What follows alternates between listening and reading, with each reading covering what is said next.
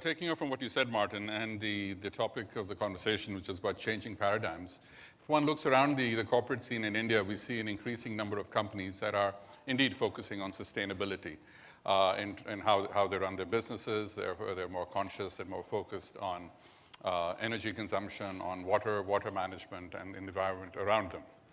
Quite separately, we have companies that are maybe the same companies, most likely, that also focus on CSR, as you mentioned.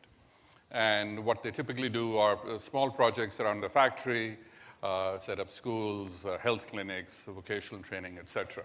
And as you said, all very good and all serving a useful purpose.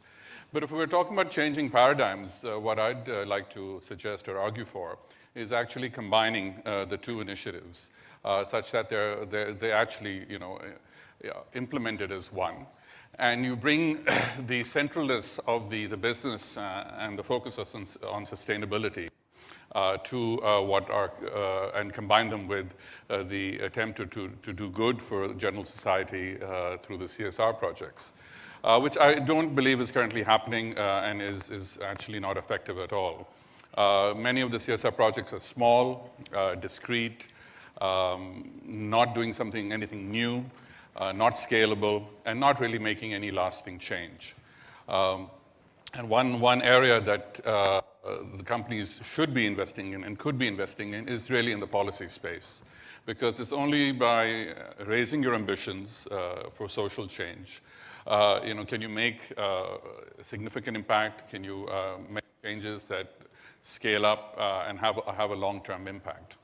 And that won't happen by opening one more primary health clinic outside your factory doors.